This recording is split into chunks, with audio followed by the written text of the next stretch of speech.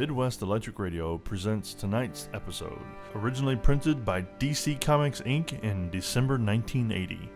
Originally written by Jerry Conway. Original art by Jose Delbo and Dave Hunt. Original lettering by John Costanza. Original colorist is Jerry Serpa. Original editor is Len Wayne. This episode is brought to you by Preston Art Center, family owned and operated for over 70 years. Check them out at PrestonArtCenter.com for more information, or come visit their store in Louisville, Kentucky. Join us now for Wonder Woman number 274 in One Supervillain Made to Order.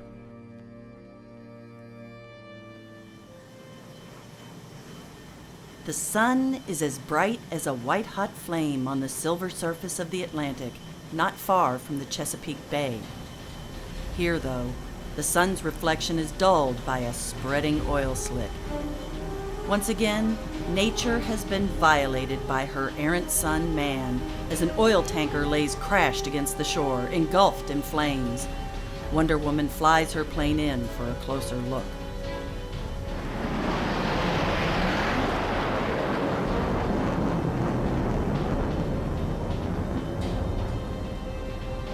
Great Hera.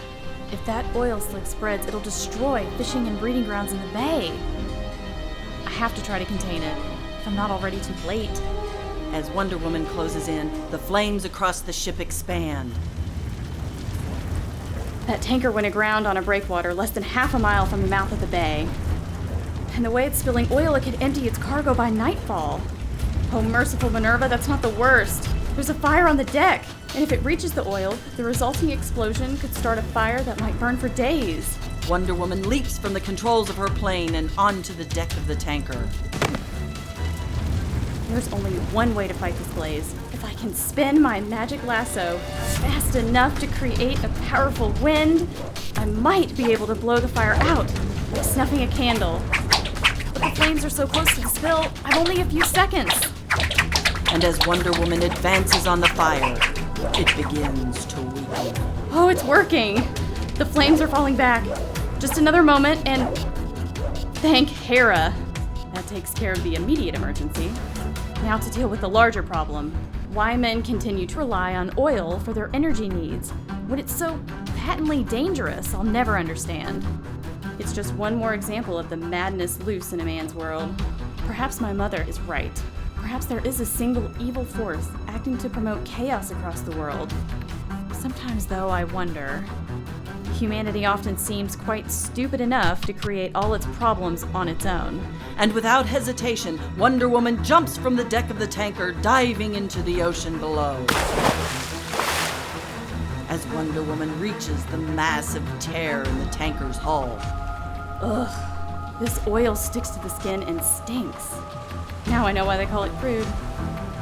The hull is torn, but I think if I can apply the correct leverage and strain, I can pull the edges together.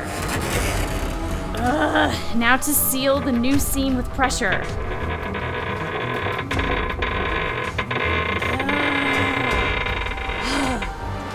There.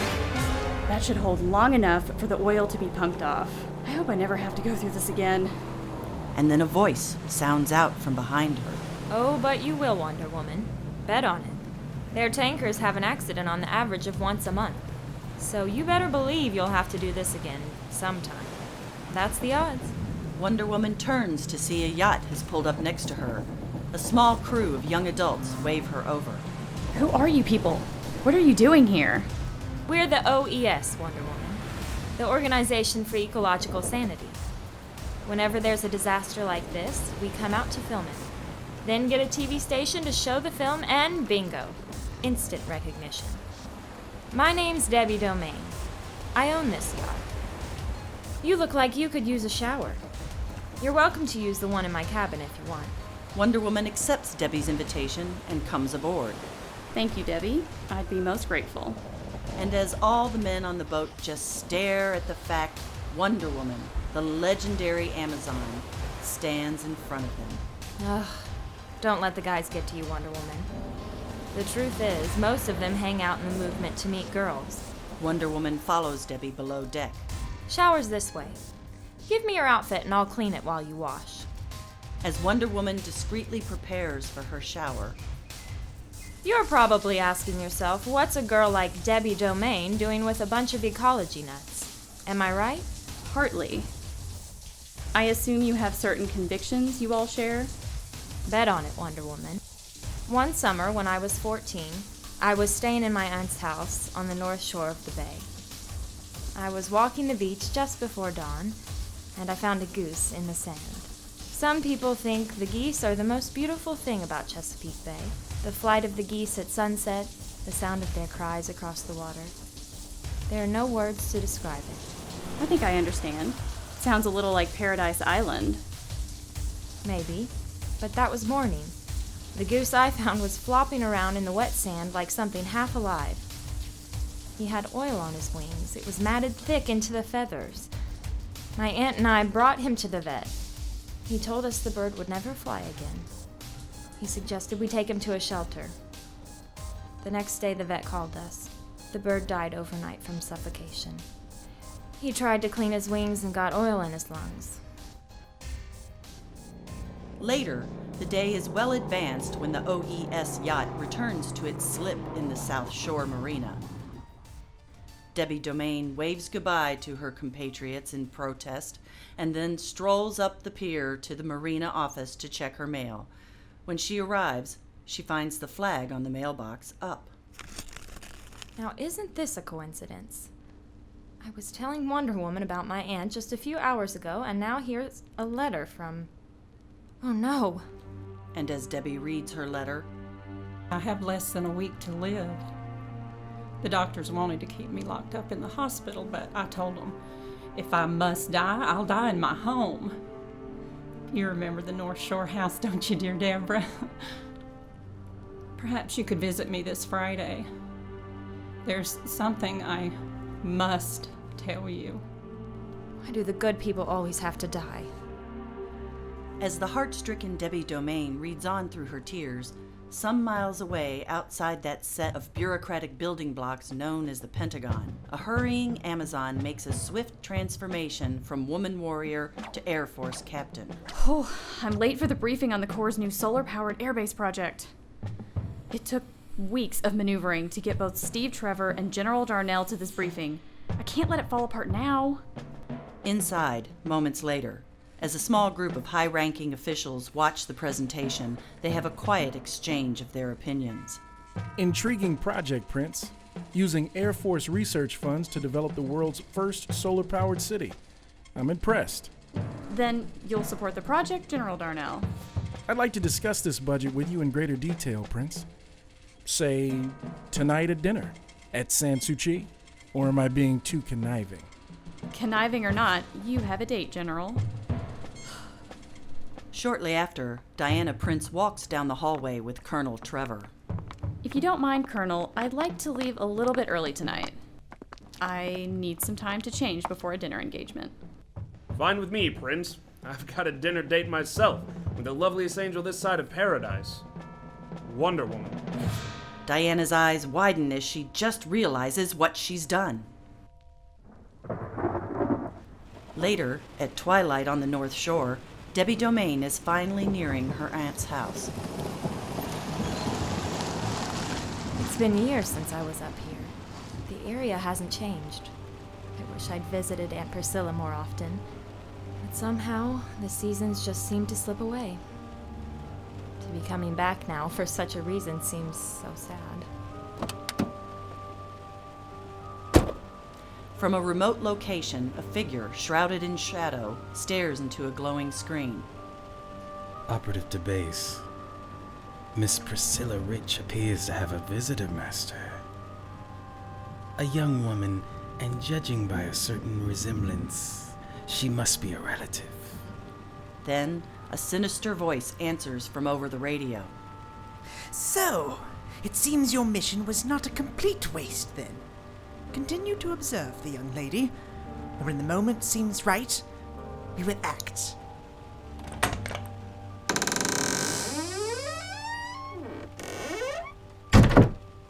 Aunt Priscilla? She must be in the master bedroom upstairs. Debbie makes her way up the creaky staircase. Strange how dusty the house seems. It's almost as though Aunt Priscilla spent more time out of the house than in it these past few years. Now that I think about it, I remember she used to disappear for months at a time years ago. I wonder what she did, where she went. Maybe it doesn't matter anymore. And as Debbie enters the bedroom, Aunt Priscilla? Who's that? Who's there? Is that you? I told you I'm sick, weak. I can't help you. Wouldn't help you if I could. That part of my life is over. Aunt Priscilla, it's me, Deborah. Your niece, Deborah. Deborah? Oh my heavens. Why did you have to come today? If he saw you... Deborah, give me your hand. Of course, but I don't understand what you're talking about. as Debbie extends her hand, Priscilla grabs her wrist and quickly pulls her in close. And Priscilla, you're hurting me. Child, run! I wanted to tell you the truth about my past, but there's no time now. Not while he's out there. And Priscilla? She's dead. In a panic, Debbie Domain hurls herself out of the older woman's death grip and loses her balance, stumbling into a closet door. And as the closet swings open, from inside, something moves. The human mind is a funny thing. Even the most rational of us, under stress, emotional or physical, can be terrified by shadows. So it is with Debbie Domain, shocked by her aunt's death, now startled by something that unexpectedly lunges towards her. She doesn't have time to recover her equilibrium and once again stumbles, this time striking her head. The blow is serious. As she descends into unconsciousness, finally aware that her attacker is nothing more dangerous than a mannequin in a bizarre animal print costume, she senses motion at the bedroom door. Through a gathering haze, she sees the bedroom door swing open as a new apparition enters the room. A masked man reaches out for her. It's the last thing she remembers for a very long time. Meanwhile, in the Georgetown townhouse apartment recently co-leased by Diana Prince and her friend and co-worker, Etta Candy. Talk about your luck, Diana. Imagine Mr. Abernathy renting us this apartment for only $300 a month. I can't believe the mess I've gotten myself into with Stephen Darnell. I heard some talk about him at the Pentagon. He used to be one of the most influential senators in Congress. Then one day he just resigned. No one knows why or... Diana, are you listening to me? Diana snaps out of her daydreaming. I'm sorry, Etta, did you say something? Apparently not. Forget it. As a bewildered Diana Prince tries to apologize, elsewhere, a woman, suspended in midair by mechanical harnesses and medical equipment, wakes from darkness into a mind-stunning brilliance of light. Why doesn't someone turn out those lights? I'm afraid that would hardly suit our purposes, Miss Domain. I was most unhappy when my agents arrived at your aunt's home and found Miss Rich dying. I had plans for her, most particularly for her alter ego. Who are you? What are you saying about Aunt Priscilla? Ah, yes. You didn't know about your aunt's secret life, did you?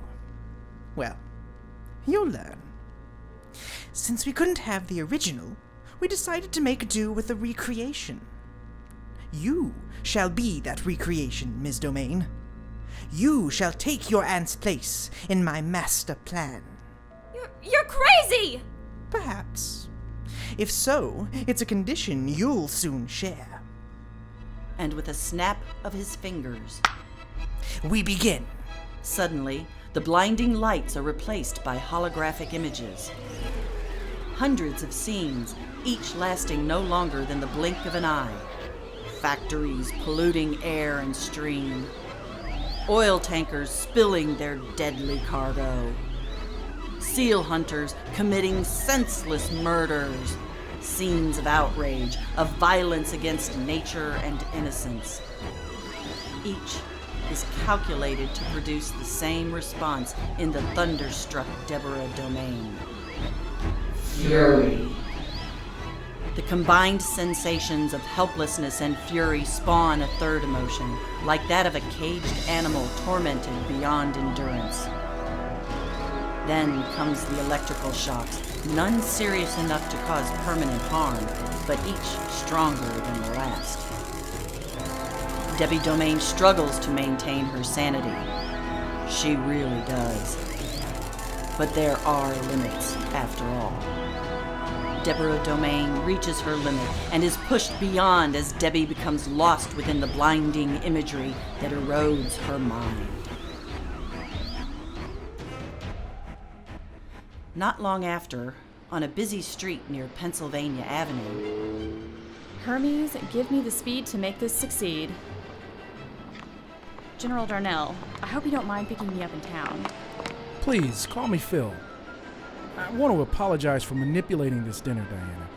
If you want, I'll take you home, and we'll forget the whole thing. It would be so easy to say yes, but I accepted in good faith, and I'll go through with it. At least I may have learned a lesson from all of this. Actually, Phil, I'm looking forward to this evening. Thank you, Diana. So am I. At Sans Souci, only a few doors down from L'Imagine. So far, so good. It's only 2 minutes until 8 o'clock. From this point on, timing is everything. Phil, if you'll excuse me, I'll be back in a few minutes. Don't be long. I really am interested in discussing that solar-powered airbase. Diana slips into the coat room, and as her magic lasso spins around her, she changes into Wonder Woman. The general is trying so hard to be sweet, but at heart, he's still a general. At least everything seems to be going according to schedule. Steve should be waiting outside, and he's probably wondering if he's been stood up. Moments later, as Steve is checking the time. Am I late, Steve? No, Angel, you're right on time. Why'd you want me to meet you at this restaurant, though? L'Imagine has a reputation for stuffing it. Oh, a friend recommended it.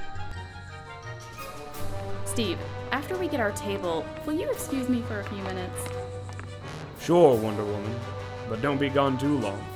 We've got lots to talk about. I have the feeling that by the end of tonight, I may turn into a ping pong ball. Meanwhile, the room is dark, with only a few small pools of light here and there. The man who sits in a serpentine chair beckons impatiently to a woman standing in the doorway. Do you know who you are? I know. The woman steps into the light. It's Debbie Domain. You are the avenger of wronged nature. You are the savior of oppressed animal kind. You are my servant, and I, your master. You are the cheetah, and you will fill the world with terror.